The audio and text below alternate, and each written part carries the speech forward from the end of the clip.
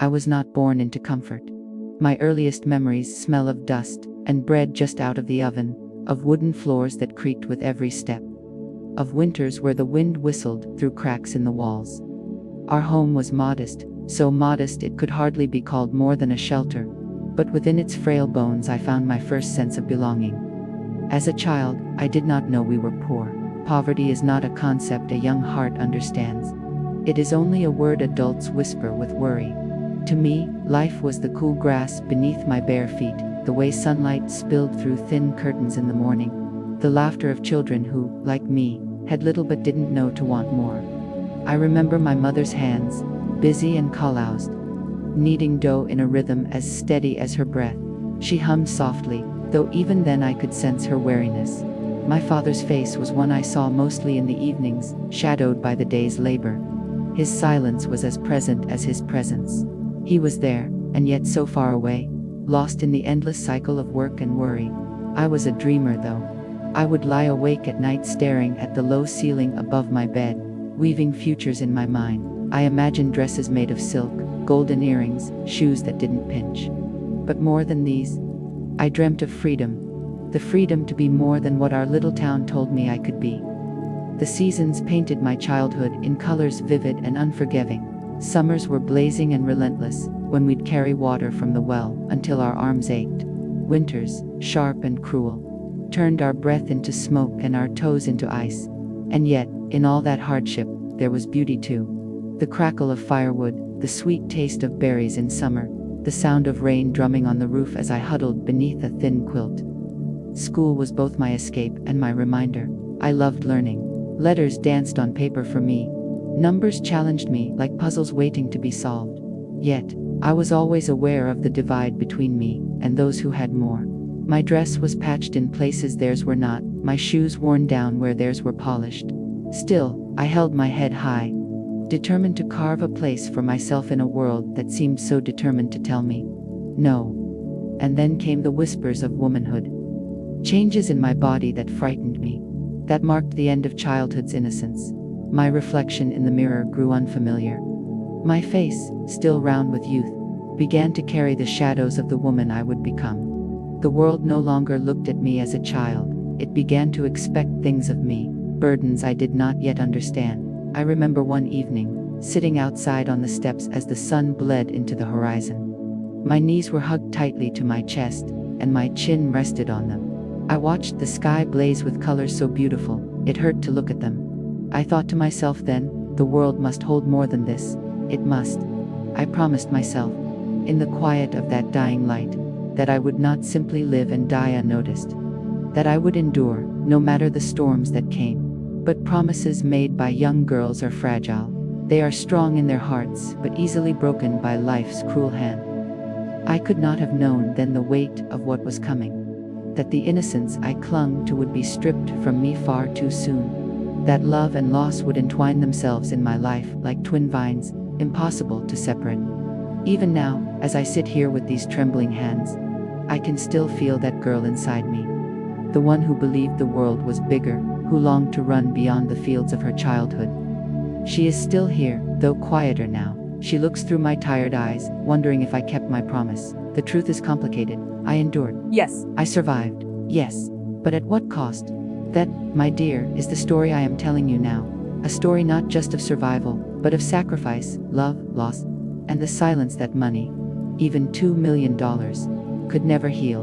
Love did not arrive in my life like a thunderclap. It was not sudden lightning striking the heart. No, for me it came like dawn, slow, almost imperceptible at first, until one morning the whole sky was drenched in light, and I could no longer deny it.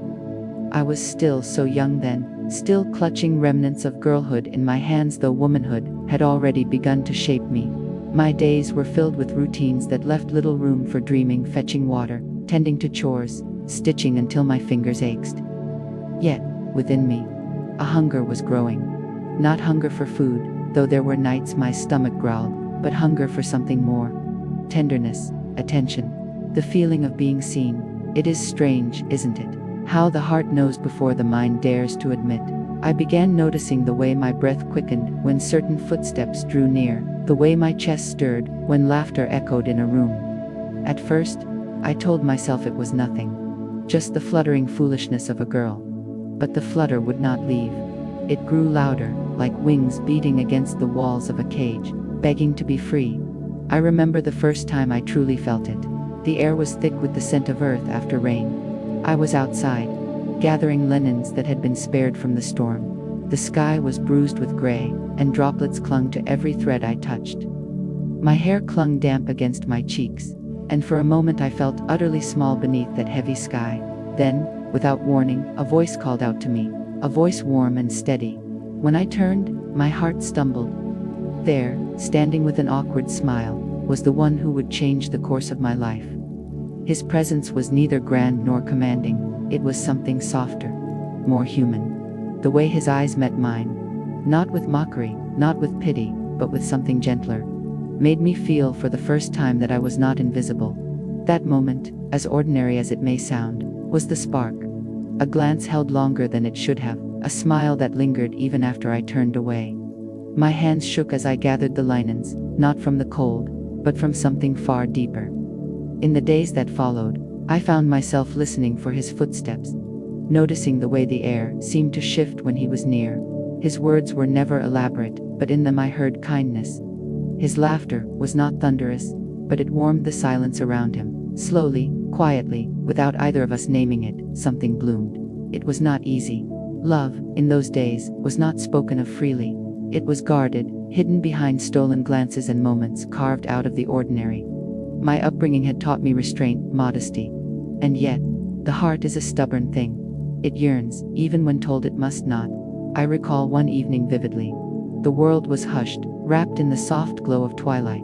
I had gone outside to fetch water, the bucket heavy in my hands. And there he was. Not waiting, not lingering, just passing by. Yet in that fleeting crossing, his hand brushed against mine as he helped steady the weight of the bucket. It was nothing. And it was everything. The warmth of his skin against mine sent a current through me, so strong that I thought surely the world must notice. Surely the stars above must have seen. That night, I lay awake, staring at the ceiling as I had done so many times in childhood. But this time, my dreams were not of dresses or freedom. They were of eyes meeting mine across crowded rooms, of laughter shared in whispers, of a hand reaching for mine in the dark. My heart was no longer my own. Love gave me a new kind of courage. I began to see beauty where before I had only seen burden. The walk to the well became a dance, the dull hum of chores became a song. Even the ache in my hands from endless stitching felt lighter, because in every small act of endurance, there was the thought, he sees me. He knows I exist, but love is never free of fear. There were nights I lay awake trembling, not from joy, but from terror of losing what I barely had. What if it was all in my head? What if his smile was nothing more than politeness, his kindness no more than habit? The fragility of it frightened me. It was like holding a bird in my hands, knowing that the slightest wrong move could send it flying forever. Still, I could not let it go, and in time, love grew bolder. Words that once trembled unsaid began to take shape, promises whispered in quiet corners, laughter shared in stolen moments. I began to believe that perhaps this was the thing I had been waiting for since childhood. The proof that life held more than hardship. That even a girl like me, with patched dresses and weary hands, could be worthy of love. And oh, how love changes everything. The world glowed differently. The air tasted sweeter. Even the weight of poverty seemed lighter, when carried together, when softened by tenderness. He did not promise me riches or freedom. What he gave me was something far rarer, a place to rest my heart. Looking back now, from the vantage of these wrinkled hands, I see how fragile and precious those early days were. Love was young then, untested by time, untouched by grief. It was soft, naive, and yet so full of promise. If I close my eyes, I can still feel the brush of his hand against mine. The way the rain clung to our clothes that first day. The way twilight painted his face in gold as he laughed. Those moments remain etched in me, brighter than many that came after. For love, once it takes root, never truly leaves. Even when tested, even when scarred, even when buried beneath years of hardship, it remains. A flame flickering in the soul, refusing to be extinguished. And it was in that fragile, luminous beginning that the foundation of my life was laid.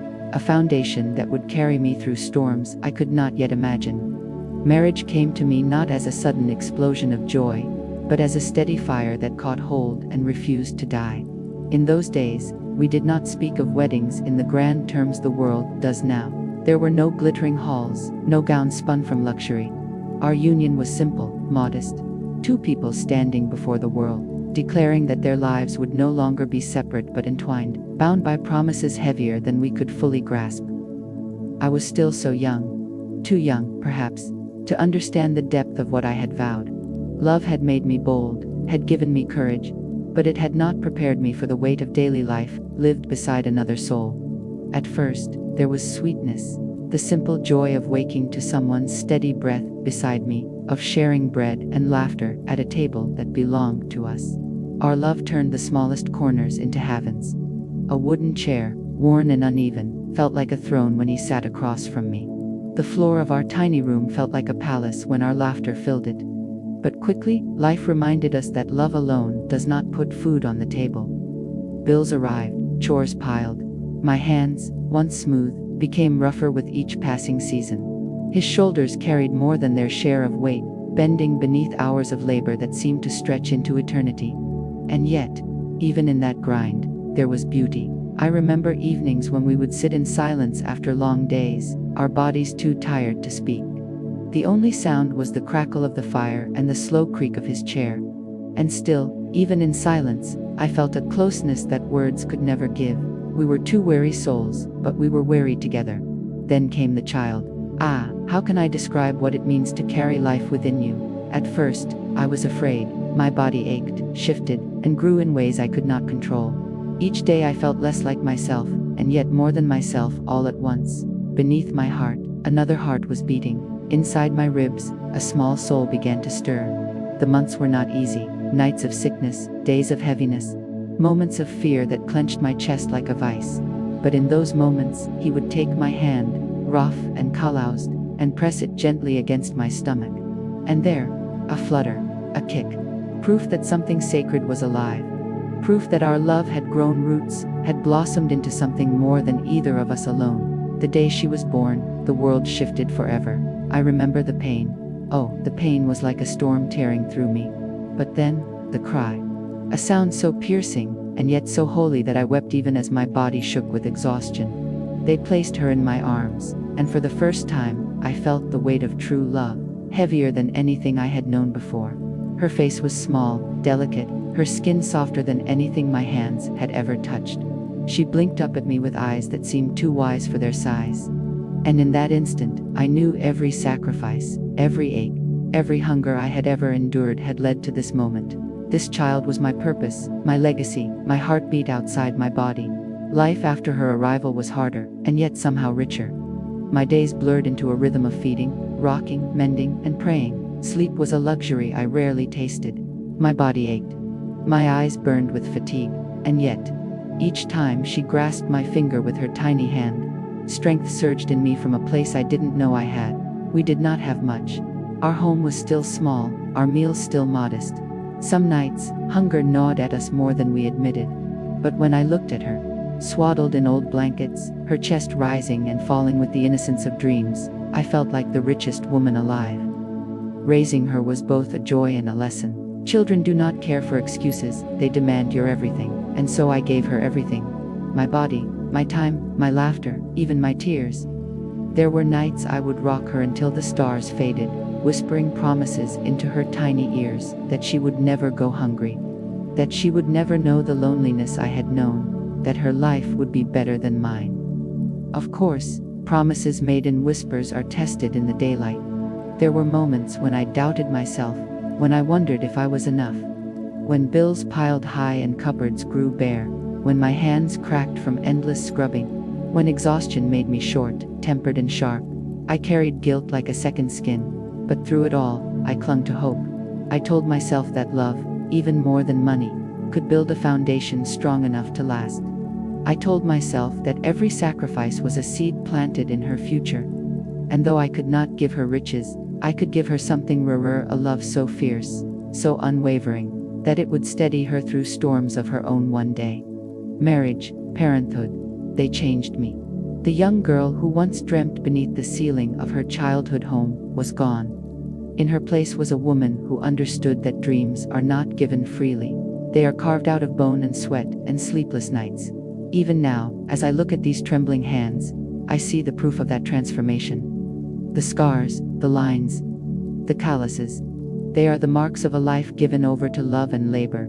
And though I once longed for silk and golden earrings, I would trade none of this for such things. For in those years, amidst poverty and sacrifice, I learned the truest meaning of wealth, not the coins we count, but the lives we nurture, the love we give, and the endurance that carries us forward when strength seems gone. Yes, our family was not built on riches, but it was built on something far stronger. And it was in those long, exhausting, beautiful years that the story of my life, the one I am confessing now, truly began to take shape. Loss does not arrive suddenly, not always. Sometimes it seeps into your life quietly, like a shadow stretching across the floor as the sun sets. You don't notice it at first. You go about your days, clinging to routine, to hope, to the small comforts that keep you moving. But the shadow grows longer, darker, until one day you realize it has swallowed everything. That was how his illness came to us. At first, it was nothing more than a cough. A small sound in the night that I dismissed as weariness, as dust from long hours of work. But the cough grew heavier, lingered longer. I remember the way his shoulders shook as he tried to hide it from me, his pride too strong to admit weakness. Yet I saw it, in the paleness of his skin, in the way his hands trembled when he lifted a cup, in the quiet grimace he thought I did not notice. I told myself it was temporary, that he was strong. He had always been strong, strong enough to carry the weight of our small world on his back. But strength is a cruel illusion. Even the strongest bodies falter. Even the bravest hearts break beneath the weight of time. The nights became the worst. I would lie beside him, listening to his breathing. Sometimes shallow, sometimes ragged, sometimes broken by violent coughs that left him doubled over, his hand clutching at his chest.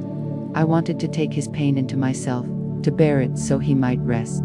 But all I could do was hold him, stroke his damp hair, whisper prayers into the darkness that seemed deaf to me. There is a particular kind of helplessness in watching someone you love fade. Each day felt like sand slipping through my fingers. I held him tighter, I laughed louder. I cooked his favorite meals even when cupboards were bare.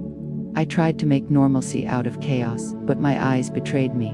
Every time I looked at him, I saw the shadow lengthening. He still worked, even when his body begged for rest. Pride kept him on his feet longer than it should have. I remember the arguments, my voice trembling with worry, his voice steady with stubbornness. "We need the money," he would say. And I would want to scream, "We need you more." But the words never left my lips. Love silenced me. Fear silenced me. The day he could no longer rise from bed, I knew the shadow had finally claimed him. His eyes, once so full of quiet fire, were dim with exhaustion. His hands, once calloused and strong, lay limp against the sheets. I held them in mine, those hands that had built our life, that had carried burdens, that had brushed against mine in moments of tenderness. They felt too light, too fragile, as though the life in them was already slipping away. I will never forget his last days. The room smelled of medicine and damp cloth. The world outside continued as if nothing had changed. Children laughed in the distance, birds sang in the trees, neighbors carried on with their chores. But inside our small home, time stopped. The air was thick with waiting, with the unspoken truth that lingered in every corner. He tried to smile for me, even then. His lips curved faintly, his eyes crinkling just enough to remind me of the man I had fallen in love with. That smile broke me more than any tears could. For in it, I saw his love, his gratitude, and his farewell. When the final breath came, it was quiet. Too quiet. One moment his chest rose and fell beneath my hand. The next, it was still. Completely, irrevocably still. I remember the silence that followed, a silence so deep it roared in my ears. I remember pressing my face into his chest, praying to hear even the faintest echo of his heart. But there was nothing. Only stillness, only loss. Grief is not a single blow. It is 1,000 tiny deaths that follow after the first. I died with him in that moment, but I kept dying in the days that followed. When I woke to an empty bed, when I reached for a hand that was no longer there, when I heard his cough echo in my memory and realized it was only memory. The world did not pause for me. Bills still came. My child still cried for food. Life, cruel as it is, demanded that I keep moving even as my soul begged to stop. And so I rose each day, my body heavy with grief, my hands trembling with exhaustion, and I carried on. There were nights I wept until my pillow was soaked.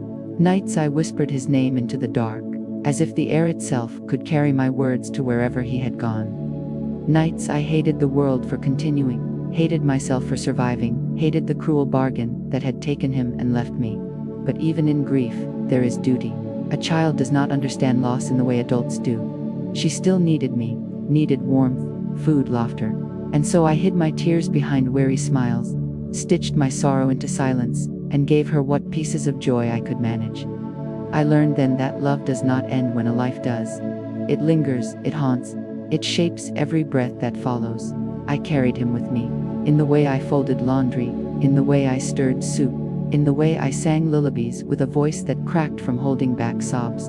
He was gone, yes, but he was also everywhere, and yet, nothing could fill the emptiness of his absence. The bed was too wide, the house was too quiet, my hands were too empty. Loss carved itself into me like a chisel into stone. It hollowed me, reshaped me. I became both softer and harder all at once, softer in my compassion, for I now understood the depths of pain others might carry. Harder in my resilience, for I had no choice but to endure. Even now, as I sit with these wrinkled hands folded in my lap, I feel the ache of that emptiness. Decades may pass, but grief does not vanish. It simply changes shape, from sharp pain to a dull, constant echo, a shadow that follows, even in light. That was the chapter of loss in my life.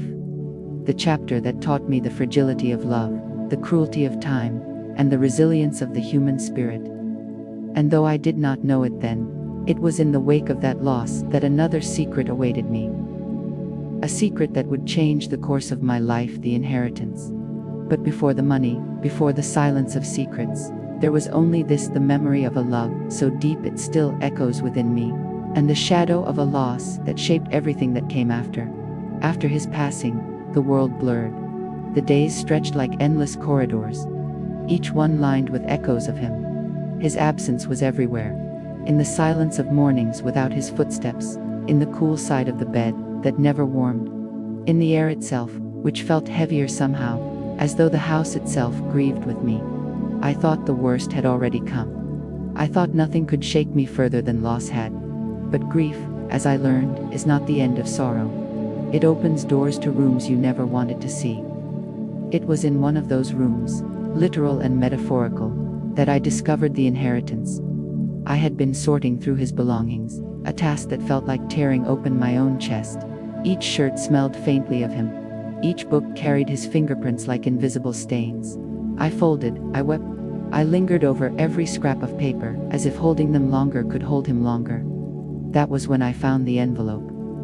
It was tucked away in a drawer, yellowed at the edges, heavy in my trembling hands.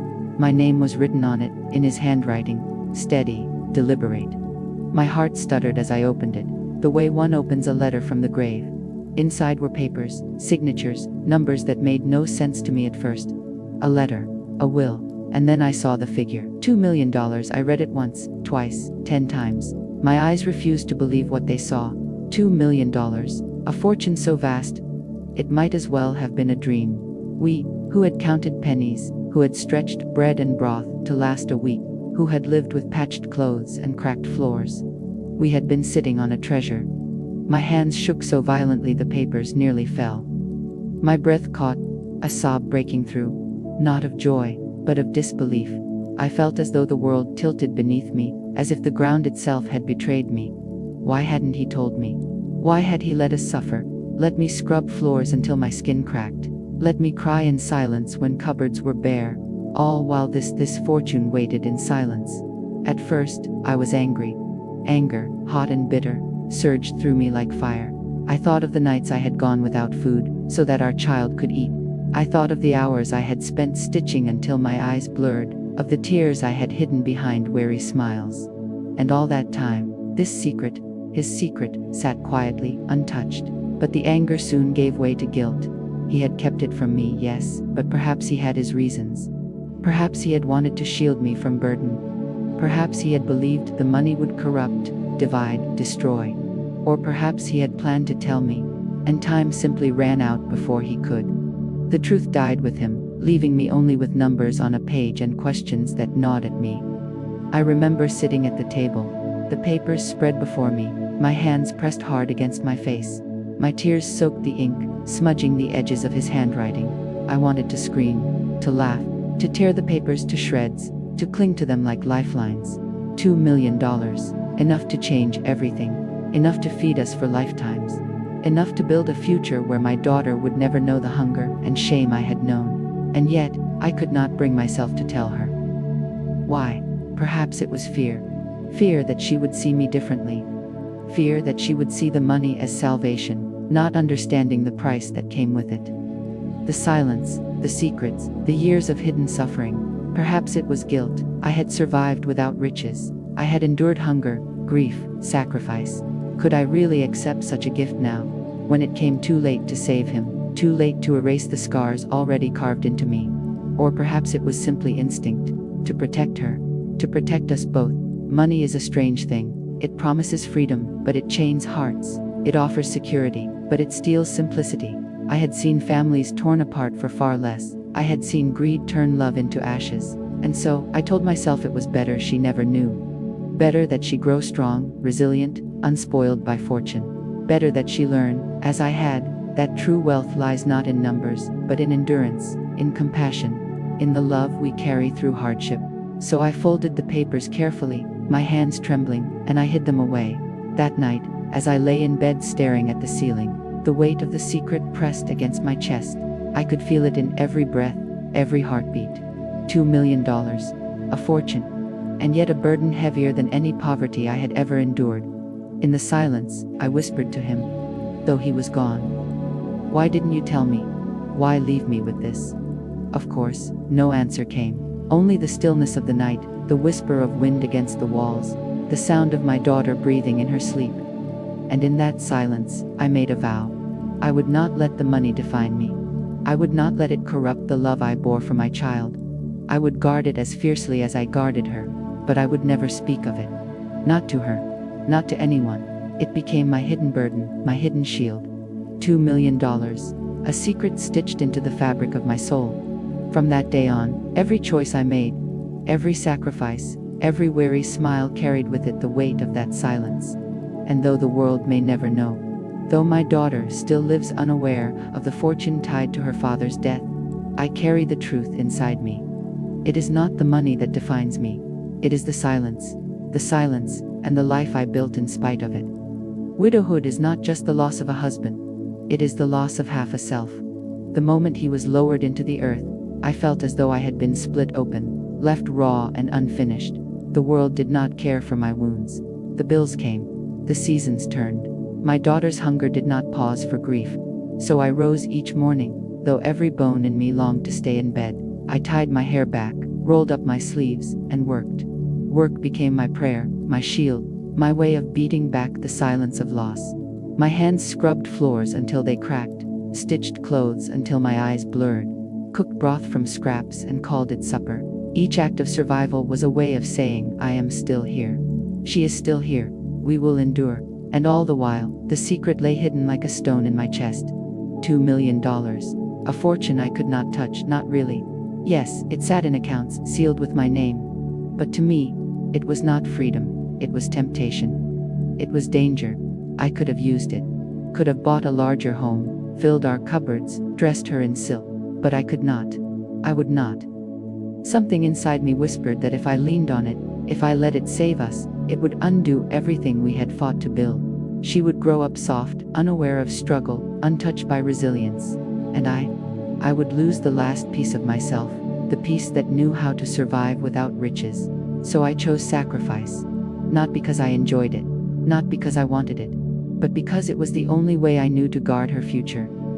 There were nights I went hungry so she could eat. I watched her little face brighten over a piece of bread, while my own stomach clenched with emptiness. And though the ache was sharp, sharper still was the joy of knowing she was fed. There were winters when I patched her coat again and again, though it was far too small, while I went without one entirely. My bones shivered, my teeth chattered, but when I saw her warm enough to smile, I told myself it was worth it. There were days I worked until my body trembled, until my legs gave out beneath me. I carried water, cleaned homes, mended garments until my hands bled. At night, I soaked them in basins of water, whispering apologies to my weary body. Yet when she slept soundly, safe beneath a thin quilt, I found the strength to rise and do it again the next day. And always, always, the money waited. Sometimes, in the quiet hours of the night, I would take out the papers, unfold them with trembling fingers, and stare at the numbers written there. My eyes would blur with tears, not of joy but of torment. I could not touch it without betraying him, without betraying myself. I told myself it was not mine, not really. It was a shadow, not a salvation. The years hardened me, but they also softened me. Harder, because I carried burdens alone that once we had shared. Softer, because I learned compassion for all who struggled. I could look into another woman's eyes and see her hunger, her exhaustion, her grief mirrored in mine. In the marketplace, when I passed a mother counting coins with shaking hands, I would quietly slip an apple into her basket when she wasn't looking. Little mercies, small offerings from one weary soul to another. There were moments of light, too. My daughter's laughter, bright as bells, filled corners of our small home that grief could not touch. When she brought me wildflowers from the field, my heart swelled with a warmth no money could ever buy. When she ran into my arms after a long day, her hair smelling of sunshine and earth, I thought to myself, this is wealth, this is why I endure. Still, the silence of my secret grew heavier with time. At night, I wondered, had I made the right choice? Would she hate me one day, if she knew? Would she see me not as a protector, but as a thief who stole comfort from her childhood? I prayed she would understand, that she would see beyond the absence of riches to the presence of love, that she would recognize the quiet sacrifices, the sleepless nights, the calloused hands that carried her future. For me, survival was never about the body alone. It was about dignity, about keeping our love unsullied by greed, about proving, to myself more than anyone, that I could endure without being saved. And I did endure. Day after day, year after year. My body bent, my hair silvered, my hands grew lined with the history of every sacrifice. I bore it all silently, so that she could grow without knowing the weight I carried. Even now, I cannot say if I was right. I only know that I chose what felt necessary. I chose survival, I chose sacrifice, and I chose silence. And perhaps that is the truest legacy I can leave her. Not the money, not the fortune hidden away like a ghost, but the example of resilience. The truth that even in the face of emptiness, love can fill a life. Widowhood is not just the loss of a husband. It is the loss of half a self. The moment he was lowered into the earth, I felt as though I had been split open, left raw and unfinished. The world did not care for my wounds. The bills came. The seasons turned. My daughter's hunger did not pause for grief. So I rose each morning, though every bone in me longed to stay in bed. I tied my hair back, rolled up my sleeves, and worked. Work became my prayer, my shield, my way of beating back the silence of loss. My hands scrubbed floors until they cracked, stitched clothes until my eyes blurred, cooked broth from scraps and called it supper.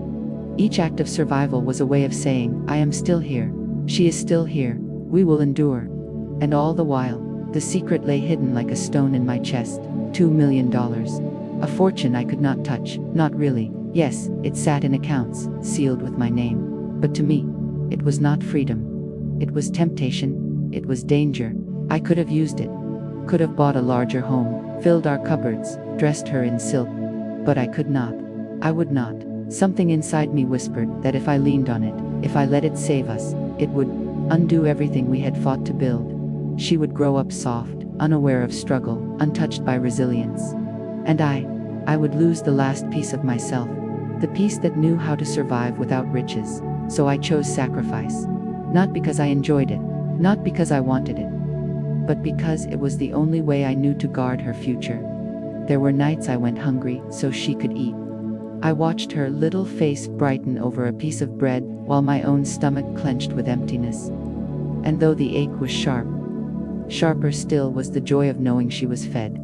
There were winters when I patched her coat again and again, though it was far too small, while I went without one entirely, My bones shivered, my teeth chattered, but when I saw her warm enough to smile, I told myself it was worth it. There were days I worked until my body trembled, until my legs gave out beneath me.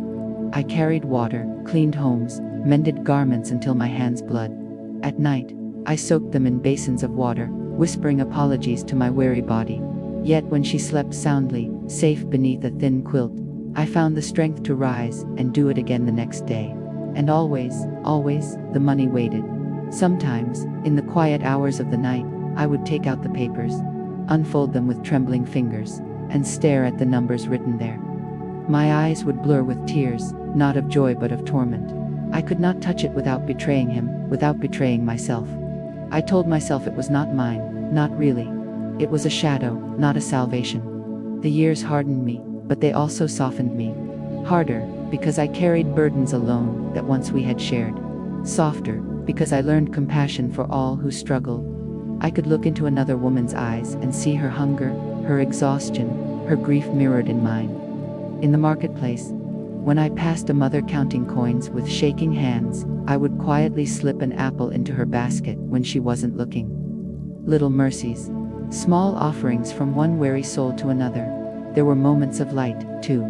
My daughter's laughter, bright as bells, filled corners of our small home that grief could not touch. When she brought me wildflowers from the field, my heart swelled with a warmth no money could ever buy. When she ran into my arms after a long day, her hair smelling of sunshine and earth, I thought to myself, this is wealth, this is why I endure. Still, the silence of my secret grew heavier with time. At night, I wondered, had I made the right choice? Would she hate me one day, if she knew? Would she see me, not as a protector, but as a thief who stole comfort from her childhood? I prayed she would understand. That she would see beyond the absence of riches to the presence of love. That she would recognize the quiet sacrifices, the sleepless nights, the calloused hands that carried her future. For me, survival was never about the body alone. It was about dignity, about keeping our love unsullied by greed, about proving, to myself more than anyone, that I could endure without being saved. And I did endure. Day after day, year after year, my body bent, my hair silvered, my hands grew lined with the history of every sacrifice. I bore it all silently, so that she could grow without knowing the weight I carried. Even now, I cannot say if I was right. I only know that I chose what felt necessary. I chose survival, I chose sacrifice, and I chose silence. And perhaps that is the truest legacy I can leave her. Not the money, not the fortune hidden away like a ghost, but the example of resilience. The truth that even in the face of emptiness, love can fill a life. I sit now with hands folded in my lap, their skin as thin as paper, etched with rivers of time. Each wrinkle is not just a mark of age, but a history of survival. These hands once held his face in tenderness. They once rocked a child to sleep in the quiet of long nights. They once scrubbed and stitched in blood, carrying burdens far too heavy for their fragile bones. When I lift them to the light, I see not ugliness, but truth. These are the hands of a woman who endured. These are the hands that carried love through storms, that refused to let grief or poverty steal dignity. They may tremble now, but they tremble with the weight of a life fully lived. My eyes, tired as they are, still carry the glow of memories. They have cried rivers, yes, but they have also witnessed miracles, the first cry of my daughter, the tender smile of my husband, the golden sweep of sunsets that reminded me life could still be beautiful even in its harshness. These eyes have known both shadows and light, and in their depths lies the wisdom of both. I sometimes wonder how my story will be remembered. Not by numbers written on papers, not by the fortune kept in silence, but by the invisible threads I wove. Threads of sacrifice, of quiet strength, of love stitched into every corner of my child's life. There were times I feared I had given too little. No grand house, no treasures, no riches that the world measures worth by. Yet as I sit here, I realize I gave all that truly mattered. I gave her resilience, though she may not yet know it. I gave her the kind of love that did not falter even when the world crumbled. I gave her the quiet strength of knowing that survival itself is a triumph. The inheritance remains untouched in its silence, a ghost between the lines of my story. Sometimes I think of it as a cruel joke, riches arriving when the heart no longer cared for wealth. Other times, I see it as a strange gift, not to be spent, but to be born. A reminder that life is not about what we have, but about how we carry what we are given. My greatest treasure has never been the money. It has been the sound of her laughter echoing through empty rooms, the feel of her small hand slipping into mine, the sight of her growing strong despite everything. Riches could never compare to that. I think of him too, my husband, and wonder if he watches me still. Perhaps he left that fortune as a test, or perhaps as an apology, or perhaps simply as a final act of love. Whatever the reason, I carry it quietly, not with resentment now, but with acceptance. His silence, like mine, became part of the fabric of who we were. The truth is, life is never just joy or just sorrow, it is both. It is the sweetness of a child's smile alongside the bitterness of an empty cupboard. It is love's warmth pressed against grief's coldness. It is hunger that sharpens gratitude, sacrifice that deepens love, loss that teaches the meaning of hope. And so, as I sit here with my tired body, my wrinkled skin, my voice lined with both pain and tenderness, I know this: I am not just the sum of what I endured. I am the echo of every sacrifice, every prayer whispered into the night, every tear that watered the soil of resilience. If these words carry beyond me, if my voice lingers even when I am gone, let it carry this truth: that love is wealth enough, sacrifice is strength enough, and endurance is legacy enough. I may leave behind papers marked with numbers, but the truest inheritance is not written there. It is written in the heart of my child, in the way she walks through the world, carrying the unseen gifts I stitched into her life. And when my eyes close for the final time, I pray they will carry not the shadows of hunger and grief, but the light of love that never abandoned her. Love that, even in silence, was enough. I look at my hands now, resting quietly in my lap, and I hardly recognize them as mine. The skin is thin, almost translucent, and each vein rises like a river map beneath the surface.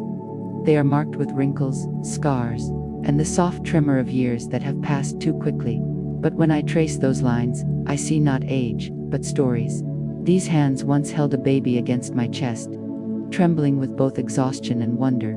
They once smoothed my husband's brow in moments of tenderness, and they once clutched at bedsheets in nights of loneliness after he was gone. They scrubbed floors until raw, kneaded dough with aching wrists, stitched torn fabric under the light of a single candle. Each wrinkle is not a flaw, but a testimony. I lived, I worked, I endured. My reflection tells the same story. My eyes, tired and heavy, still carry something of the girl I once was. They are rimmed with sorrow, yes, but also with wisdom, the kind that only comes after years of both breaking and mending. I remember when those eyes sparkled with the brightness of youth, when hope seemed endless and the future stretched out like a sunlit road. Now, they carry a different light, softer, steadier, the glow of a lantern that has burned through many storms. Sometimes, in the stillness, I lift my hands toward my face and study them as if they are strangers. They have given so much, taken so little. They have aged in sacrifice, and yet they have never stopped reaching out. For love, for work, for the future of the one I raised. I whisper to them silently, "You did enough, you carried me here." Time has a way of softening even the sharpest pains. The grief that once hollowed me has become part of my bones, not as an open wound but as a quiet echo. I have learned to live with absence the way one learns to live with a limp. Always present, never forgotten, but no longer the only thing I am. When I think of the inheritance, the fortune hidden away in silence, I feel less anger than I once did. The years have taught me that wealth, whether revealed or secret, is never the truest measure of a life. The real riches are quieter, harder to measure. The resilience etched into my daughter's spirit, the laughter that still rings in my memory, the moments of warmth that pierced through even the darkest winters. I ask myself often, if I was wrong to keep the secret, perhaps I should have told her. Perhaps her life could have been easier, brighter, more secure. And yet, deep in my soul, I believe hardship gave her something wealth never could. She learned strength not from comfort, but from endurance. She learned gratitude not from abundance, but from scarcity. And though she may never know the sacrifices I made, I see them in her. In her courage, her determination, her ability to find joy in small things. That is my legacy, more than any number written on paper. I think of my husband too. His silence about the money once felt like betrayal, but now, I wonder if it was his way of trusting me. Perhaps he knew I would not squander it. Perhaps he knew I would carry it with the same quiet strength that carried me through everything else. His absence still aches, but with time I have chosen to forgive his silence, to see it not as cruelty, but as mystery. Some questions, I suppose, are meant to remain unanswered. The truth is, life has been both cruel and kind. It has broken me and rebuilt me, taken everything and given me more than I thought possible. If I had been spared hardship, I might not have learned what it means to love without condition, to give without measure, to endure without certainty. My wrinkles, my weariness, my soft, shaking voice, they are not signs of defeat, but of having lived fully, fiercely, completely. As I sit here, with the weight of years pressing gently against me, I feel no need to count riches or regrets. My measure is simpler: did I love? Did I give? Did I endure? And to each, my heart answers yes. Perhaps that is all a life needs to be. And so, when I leave this world, I hope my daughter remembers me not for what I hid, but for what I gave. The quiet, unseen gifts of sacrifice, resilience, and love. I hope she knows that every wrinkle on these hands was written for her, that every sleepless night was a prayer stitched into her future. And if my voice lingers beyond time, if these words echo when I am gone, let them say this: life is fleeting, love is eternal, and survival is its own kind of grace. The night grows quiet around me, and I can feel the weight of years settling gently across my shoulders, like a shawl woven from every moment I have lived. My body bends with age, my breath comes slower, my voice trembles like a candle's flame in the wind. And yet, inside me, there is a stillness, a peace that comes only after a life endured. I think of my journey, the road behind me long and uneven. I see it now, as if walking once more across the landscapes of memory. There were valleys of grief so deep I thought I would never climb out. There were hills of joy so fleeting, they seemed almost imagined. There were storms that battered me, days of hunger and nights of sorrow. And yet, through it all, I carried love like a lantern, and somehow it was enough to guide me home. I remember his face, my husband, his smile frozen in time, never aging, forever young in my memory. I remember my daughter's laughter, that sound so pure it seemed to chase the shadows from even the darkest rooms. These are the treasures I carry, the inheritance that cannot be hidden in envelopes or bank accounts. The fortune still lies untouched, heavy in its silence, but I no longer see it as a burden. It was never truly about the money. It was about the choice to protect love above all else, to give my child not a gilded childhood, but one lined with resilience, compassion, and the unbreakable bond of survival. Perhaps one day she will discover the truth, perhaps she never will. Either way, my silence was never about withholding. It was about preserving. If she remembers me, let it not be for the wealth I concealed, but for the sacrifices I carried quietly, for the nights I stayed awake watching her breathe, for the hands that bled so hers could remain soft. Let her remember me in the warmth of bread fresh from the oven, in the lull of a bedtime story, in the stubborn strength of a heart that refused to surrender. Time will soon fold me into its embrace. My eyes will close, my hands will rest, and my voice will fall silent. But what I have sound will not vanish. It will live in her steps, in her choices, in the way she faces the world with the strength I once gave her. That is legacy, that is immortality. And if she ever wonders who I was, truly was, let her know this: I was a woman who loved beyond reason, who sacrificed without question, who endured with quiet dignity. My wealth was never in dollars, but in devotion. My fortune was never in papers, but in people. So as the candle burns low, as my breath softens and my words become fewer, I leave this behind, a prayer whispered into the marrow of time. May she always know she was enough. May she carry my love as her shield. May she never mistake silence for absence, nor sacrifice for neglect. And may she walk into her future not weighed by what was hidden, but lifted by what was given. For when all else fades, love remains. And it is love, not money, not even memory, that echoes beyond time.